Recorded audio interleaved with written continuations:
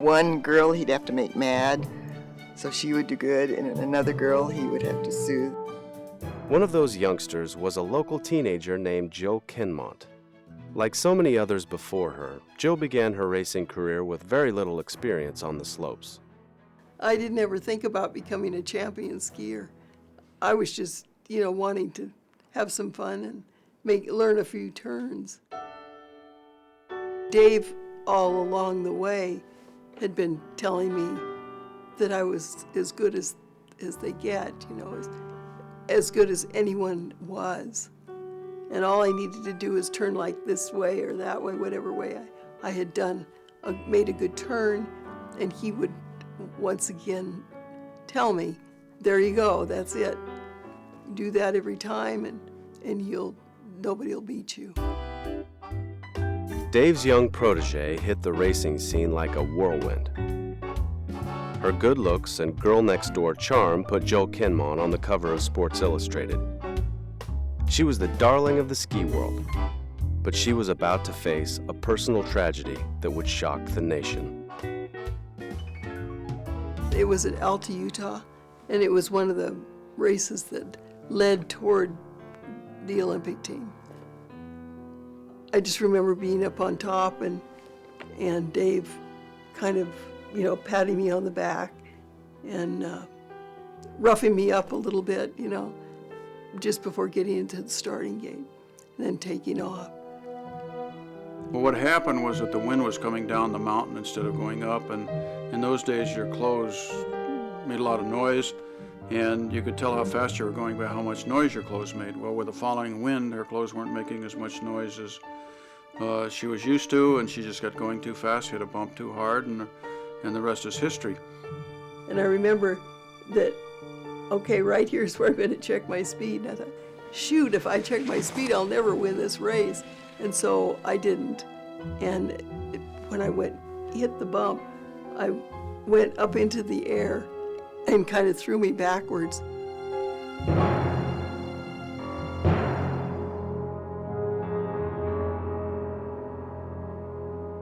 The impact of the crash broke her spine. Jill was left permanently paralyzed from the shoulders down. She was wonderful. And then when she had her accident, it was, almost more than Dave could bear. But Dave has such character that he was able to carry it off and internalize it and deal with his own demons. And his solution was to help back up the Kinmont family financially and emotionally. His influence continued to make me think of things that I could strive for and apply the same techniques of skiing into my new life. While Jill threw herself into rehabilitation, Dave went back to the mountain and back to work. The popularity of skiing in California had exploded, and his little operation on the side of Mammoth was busier than ever. As skiers from Los Angeles flocked to the Sierra, the federal government decided it was time to expand Mammoth into a full-fledged resort. The Forest Service put out a call to develop Mammoth, and not a single person or company applied. So the Forest Service was left with going to Dave and asking him what he could do. I took out 2 pieces of paper and drew 3 lines on it and said, I think we ought to have 3 chairlifts here, here, and there. And we should do something with the road. I knew he had this dream. And I knew it one day when we were riding in the Weasel. I was pregnant with one of them. And, and he stopped the Weasel and he said, see that hill over there, honey? And I sort of looked. Well, yeah, I can see a little. There's so many trees. And he said, well, that's where I'm going to have my first chairlift. He put Mammoth Mountain on his shoulders and said, we're going to build a chairlift here. Nobody else even wanted to submit a bid to build a chairlift. The Forest Service handed Dave the permit, and suddenly he found himself much closer to his dream. But he was at a crossroads. His job with the Department of Water and Power was taking up too much of his time.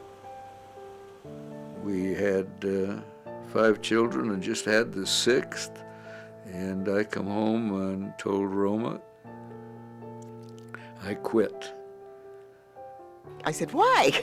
He said, because I don't think I can do both this job well and the ski area well.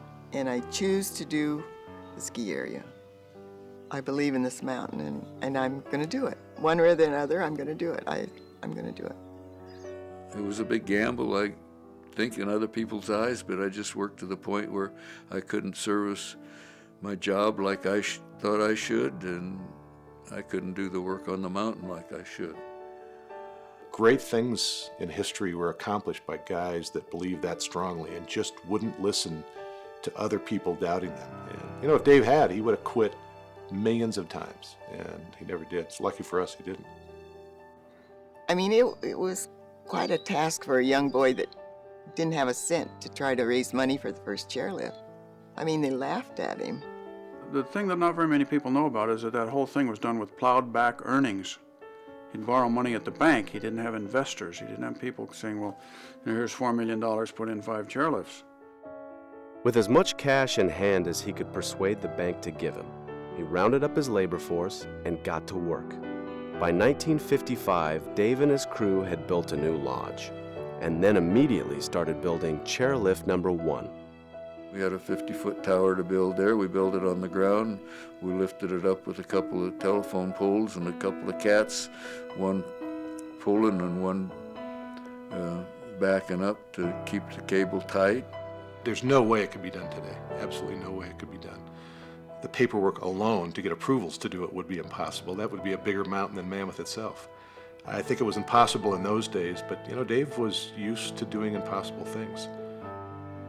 We had a kind of a slogan after we got going a little bit that there were no excuses, and the impossible just took a little longer. In order to fulfill his obligation to the Forest Service, Dave and his crew worked tirelessly to complete the work on Chair 1. I saw less and less of him at that point on because he was working so hard. It was his dream, and he was doing it for us, and gosh, you can't be selfish when you're married and your guy has to work, he has to work.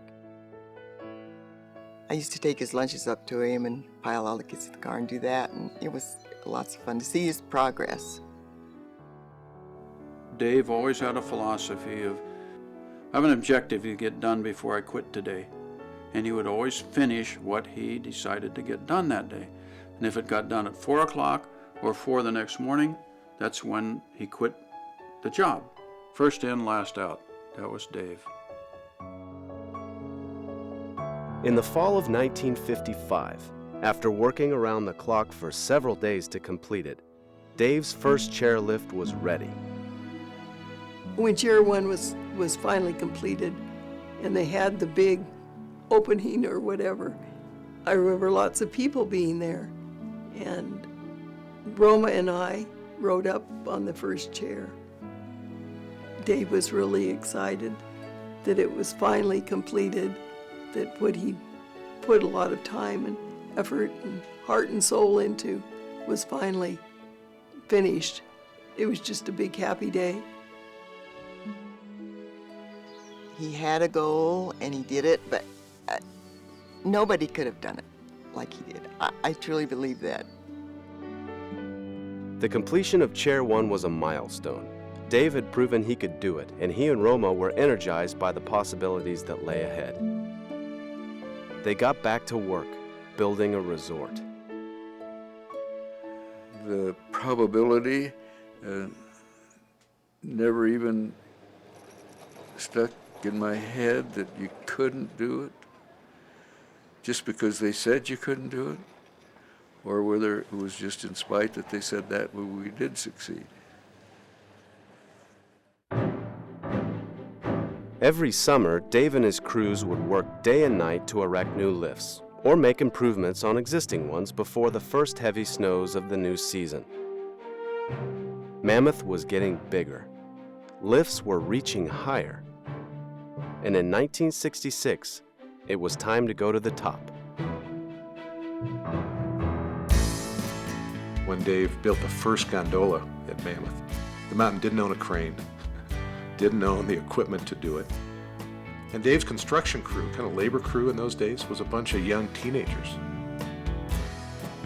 It was made by a Swiss company with a handshake, and they said they would send professional builders and cable splicers over when it came time.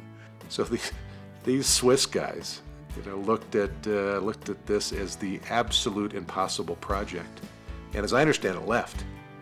Just came, saw, and left because there was no way it was going to happen. And somehow Dave got them back, and by the time they came back, Dave had several of the towers set.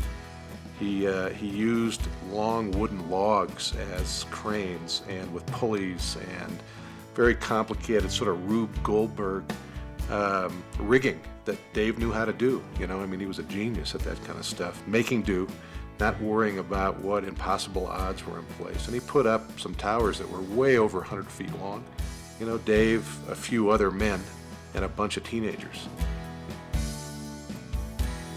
And it just drove the Europeans nuts, that this American wingnut had all these ideas that turned out to be much more innovative than theirs. That was impossible. At least the Europeans certainly thought it was impossible. Dave just thought it was another day of work. That work never stopped, and Dave never rested. He was constantly looking ahead to improve and to expand. From 1965 to 1972, Mammoth went from having 5 chairs to 14 chairs and 2 gondolas that took you to the top of the mountain. Throughout the 70s and 80s, construction continued at a fever pitch, with sometimes as many as 3 new lifts opening in one season. Mammoth was growing exponentially, and with its increasing number of skiers, lodges and hotel facilities had to be upgraded as well. But timing is everything. After several years of large capital expenditures, the snow stopped. A series of drought years led up to some high bank debt at the time. And the company was, literally weeks away from having no money. My job was to explain to Dave that if we didn't change some things in the company, that we were going to go out of business and he was going to lose the company. It was hard on him. It's about people. It's not about the money in his world. We laid off 150 year-round employees in one day, many of whom had been with the company for more than 30 years. It was very painful. It was heartbreaking for Dave. He looked at the facts, he was objective about it, and he did what it took to survive. While the company began the long process of reinventing itself, Dave decided he needed a way to protect his assets when the weather didn't cooperate. Snowmaking came up. And in a usual Dave McCoy type of way, he would say, well, snowmaking, yeah, I guess, we had a bad year. But he knew that snowmaking technology had gotten somewhere. And he knew that somewhere we had to think about trying to do something with snowmaking. We call it snow placement.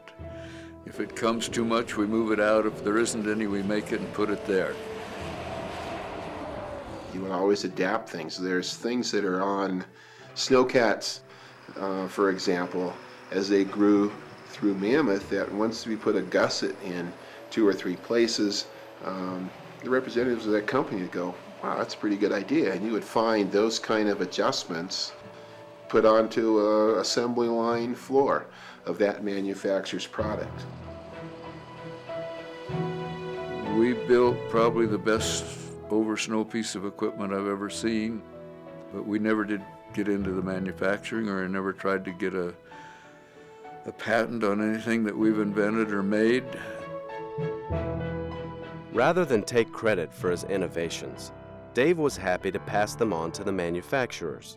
To him, running a resort was more about the people.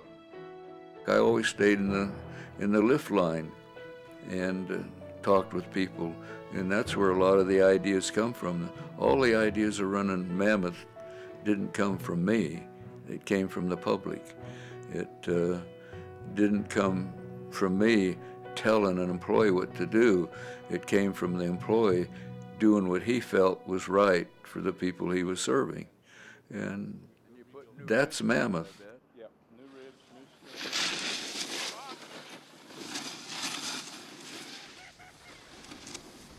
It was ultimately how we got into snowboarding, because it became so obvious that our visitors from Southern California wanted to snowboard that we finally made the decision and overcame the objections of all of our lawyers and allowed snowboarding in the early 1990s.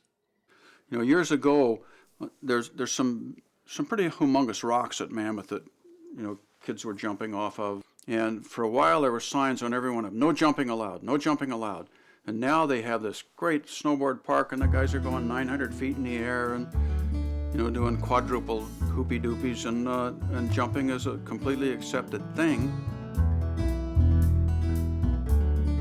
It wasn't business analysis. It was really just listening to people and what they like to do. And Dave always felt that it was his job to give people what they wanted on the lands that were under our permit.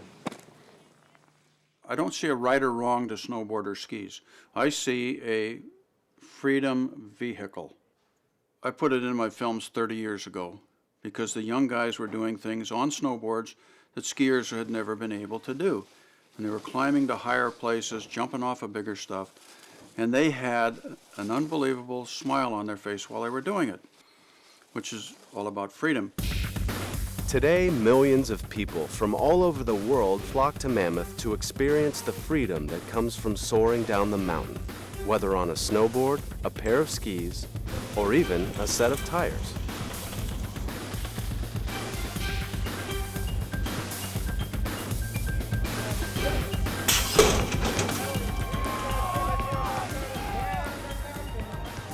It's not very well known, but Dave's probably done as much for mountain biking as he has for skiing with that. Yeah, Kamikaze downhill are what, 4 miles? Yeah, top to bottom, 4 miles, and there's an under 4-minute club, which means you're averaging 60 miles an hour coming down Mammoth Mountain on a mountain bike. It's all freedom oriented. There's no score. You can go up there and charge down the back of Mammoth and make that right turn and go straight for those 4 miles, and if your IQ is low enough, you'll get there under 4 minutes. At the core of Dave's motivations lies a constant search for freedom. And if he has a passion for something, he wants to share it with everyone. He wants others to taste that same freedom.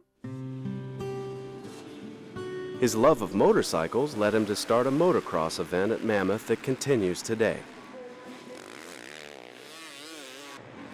In typical Dave McCoy fashion, the event has become one of the most popular in the country. Great setting, just grew from a one-day event in the 60s to a 2-day event in the 70s to now over a week-long event. Like so many things at Mammoth, the motocross got started with one goal in mind: to have fun. As with his ski racing, Dave embraced motocross completely and became a serious competitor himself. To this day, my grandpa, he'll walk up to the top of the Mammoth downhill. He's got his platform that the crew sets up for him every year. It's the best viewing spot of the track. You can see the whole track, all but one turn on the entire track. So he never misses a beat when he's up on his platform.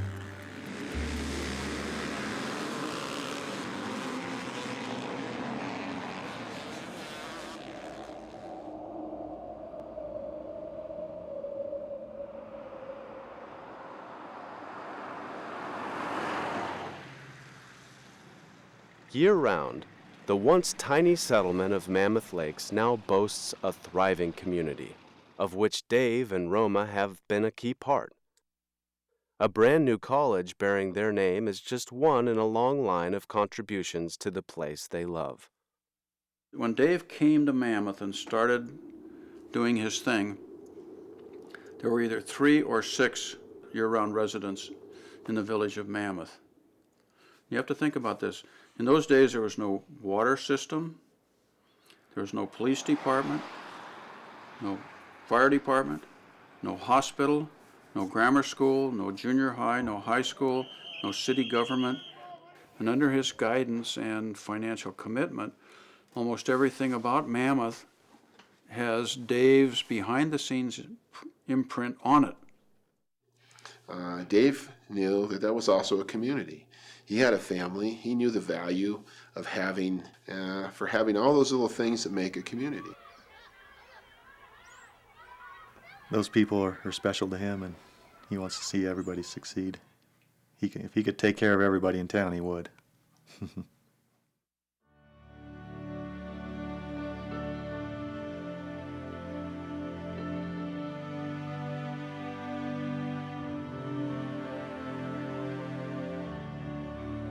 Dave was standing up, so this is at 11,053 feet, and he was looking to the west where the storms come in.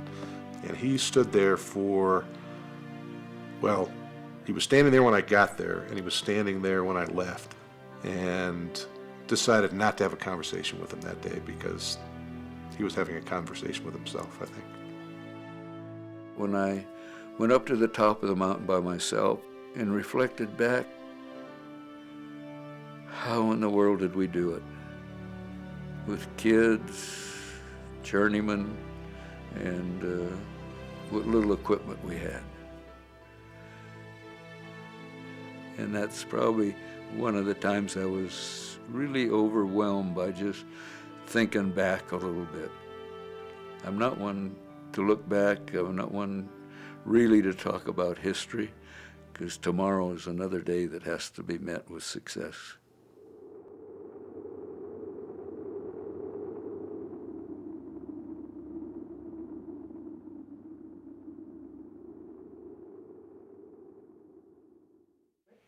Well, I think people look at me today and say there is a character there. So that never bothered me one way or another. Because after you're being told you're crazy and you can't do something, being a character probably fits in pretty good. And he's worked since he was 10 years old on his own, and he had a vision. And he knew what that vision was going to be. Dave didn't spend a lot of time talking about what his vision was, talking about developing the mountain. He just did it. He loves to share the freedom that he has created. He loves to see the smile on people's faces. He loves to hear them shout with laughter when they get down at the bottom of the hill. He likes to see little kids come back 4 years later and they're champions. And he just always look and always smile and go, well, like, you had a good time anyway, huh? And you'd say, yep, we sure did. We had a lot of fun.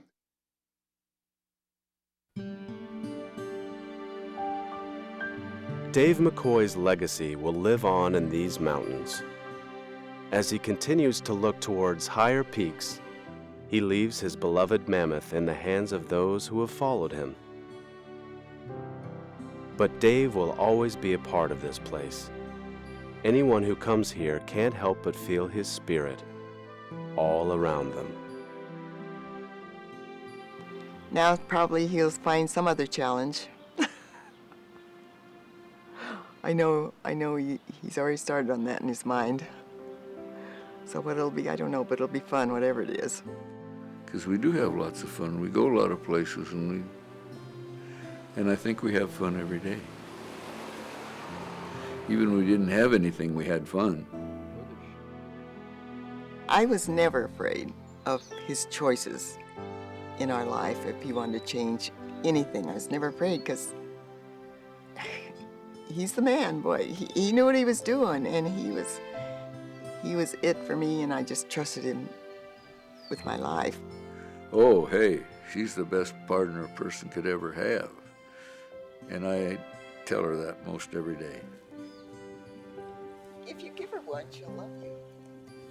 She's an inspiration to me. There'll never be another Dave McCoy. Never, ever in this world. What makes me happy? Every day. When I put my feet on the floor in the morning, I'm darn good, glad I'm alive and can move. And that starts it. I haven't got any better sense than to be happy.